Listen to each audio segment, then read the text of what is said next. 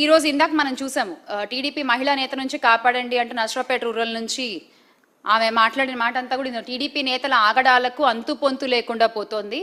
ఆ పార్టీ మహిళా నేతలు సైతం భూ ఆక్రమణలు చేసి రెచ్చిపోతున్నారంటే ఒక వృద్ధురాలి ఫిర్యాదు కూడా ఈరోజు తీసుకోలేని పరిస్థితి మన రాష్ట్రంలో ఉంది. అలాగే సౌమ్య గారు అయితే ఏకంగా నేను అసలు పోరాడలేకపోతున్నాను వీళ్ళతోటి, నా వల్ల కావట్లేదు, ఈ ఎమ్మెల్యేతో నేను పోరాడలేను అంటూ ఆమె ఇచ్చినటువంటి స్టేట్మెంట్ చూడొచ్చు మీరు. దీనికి ఏం సమాధానం చెప్తారు ప్రస్తుత కూటమి ప్రభుత్వం? దీనికి ఏం సమాధానం చెప్తారు ప్రస్తుత మహిళా హోంమంత్రి గారు? దీనికి ఏం సమాధానం చెప్తారో దయచేసి చెప్పాలి. ఇంకొకటి అంటే అప్పుడెప్పుడో బాలకృష్ణ గారు ఒక మాట అన్నారు, ఆడవాళ్ళు కనిపిస్తే ముద్దైనా పెట్టాలి, తల్లిని అన్నా చేయాలని. నేను ఇంకా చాలా పాలిష్డ్గా చెప్తున్నాను ఆ మాటని. తల్లిని అన్నా చేయాలి అంటూ ఆయన మాట్లాడిన మాటల్ని కూటమి నేతలు చాలా సీరియస్గా తీసుకున్నట్టున్నారు. ప్రతి ఒక్కళ్ళు ఈ రోజున అధికారంలోకి వచ్చిన దగ్గర నుంచి అదే పనిలో ఉన్నారు. ఎస్, అందుకు ప్రూఫ్ ఇగో ఇంకొకటి. టీడీపీ ఎమ్మెల్యేల లీలలు, ముద్దుల ముచ్చట, అర్ధరాత్రి వీడియో కాల్స్, మాట వినకపోతే బెదిరింపులు బదిలీలు. ఇలా ఉంది ఈ రోజున రాష్ట్రంలో పరిస్థితి. అదే గత ప్రభుత్వంలో తీసుకున్నట్లయితే వైఎస్ జగన్మోహన్ రెడ్డి గారు ముఖ్యమంత్రిగా ఉన్నప్పుడు ఏ ఆడపిల్ల, ఆ ఆడపిల్ల స్కూల్కి వెళ్ళే పిల్లైనా, ఉద్యోగం చేసే మహిళైనా, ప్రభుత్వ ఉద్యోగంలో ఉన్న మహిళైనా, ఇంట్లో వంట చేసుకునే అమ్మైనా, అవ్వైనా సరే ఎవరైనా తన ఫోన్లో ఒక యాప్ ఉంటే, ఒక దిశ యాప్ ఉంటే, ఆ ఫోన్ ఇలా షేక్ చేసినా సరే ఆ కంప్లైంట్ లొకేషన్ అన్నీ వెళ్ళిపోయి ఇమ్మీడియట్గా పోలీసులు వచ్చి యాక్షన్స్ తీసుకునే పరిస్థితి మనం చూసాం. కానీ ఈ రోజున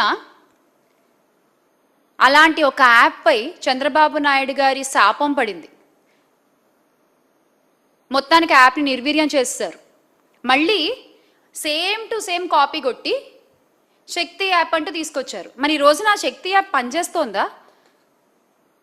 పనిచేయట్లేదు. అందులో కంప్లైంట్స్ తీసుకోరు, ఫైల్ చేస్తే కంప్లైంట్ ఫైల్ అవ్వదు, బాధితులకి న్యాయం జరగదు. ఇంకెందుకు ఆ శక్తి యాప్? మీకు రాష్ట్రంలో తెల్లారు లేస్తే ఇన్ని ఇష్యూస్ జరుగుతున్నప్పుడు మహిళల మీద ఎందుకండి మీకు ఆ శక్తి యాప్ ఉండి ఉపయోగం ఏంటి?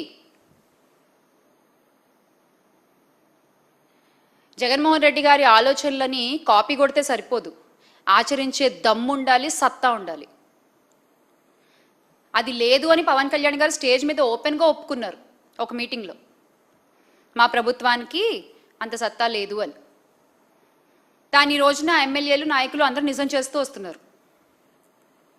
అలాగే డేట్స్తో సహా మాట్లాడుతున్నా నేను. ఈ గత సంవత్సర కాలంలో 22/7/2025 దళిత మహిళ విఓఏపై టీడీపీ నేత లైంగిక వేధింపులు ఎన్టీఆర్ జిల్లా ఇబ్రహీంపట్నం మండలంలో చిలుకూరు గ్రామానికి చెందిన ఆ టీడీపీ గ్రామ కమిటీ అధ్యక్షుడు కాటేపల్లి సుబ్బారావు ఏడాదిగా లైంగిక వేధింపులు చేస్తే భరించలేక ఆ బాధితురాలు నిద్రమాత్రలు మింగితే ఆ తర్వాత ఏడాది తర్వాత ఆ ఇష్యూ బయటకు వచ్చింది.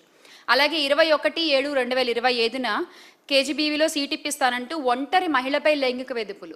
పాపం భర్త చనిపోయి 2 పిల్లలతో ఆ తల్లి కూలి పనులు చేసుకుంటూ ఆ పెద్ద పిల్లని చదివించుకోవడం కోసం ఆ కేజీబీవీలో సీటు కోసం అడిగితే ఆయన మాట్లాడిన మాటలేంటి?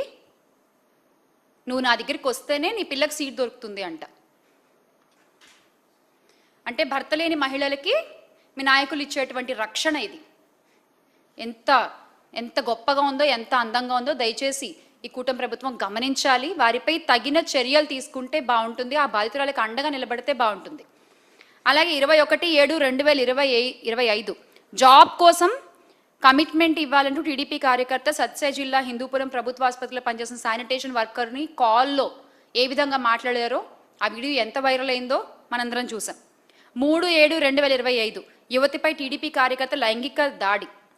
తిరుపతి జిల్లా నాయుడుపేట పట్టణం అగ్రహారపేట అరుణతి కాలనీకి చెందిన ఒక యువతిపై టీడీపీ కార్యకర్త మొండెం ఉదయ్ లైంగిక దాడికి యత్నించారు. నిద్రిస్తుండగా అమ్మాయి పడుకుంటే లైంగిక దాడి చేసి దాని వీడియోలు చిత్రించి వాటిని సోషల్ మీడియాలో రిలీజ్ చేస్తామంటూ ఆమెను బెదిరించి, అలాగే 1/8/2025 యువతిని మోసం చేసిన కేసులో మచిలీపట్నం టీడీపీ నేత పల్లపాటి సుబ్రహ్మణ్యం తనయుడు అభివన్ను ఎప్పుడు పోలీసులు అరెస్ట్ చేశారో తెలుసా అండి? మచిలీపట్నంలోని మన పేర్ని నాని అన్న వాళ్ళ అబ్బాయి పేర్ని కిట్టు గారు ఒక పెద్ద యాజిటేషన్ చేసి ప్రశ్నిస్తూ రోడ్లెక్కి ఇది అన్యాయం, ఒక మహిళకు మీరు చేసింది తప్పు అని చెప్పి ఆయన గొంతెత్తి అడిగితే అప్పుడు పోలీసులు నిద్రలేచి ఆయన అరెస్ట్ చేశారు.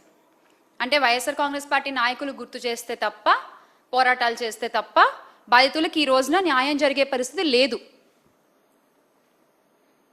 అలాగే 15/6/2025లో ప్రేమ పేరుతో టీడీపీ ఎమ్మెల్యే వాసు అనుచరుడి మోసం చూసాం మనం రాజమహేంద్రవరంలో.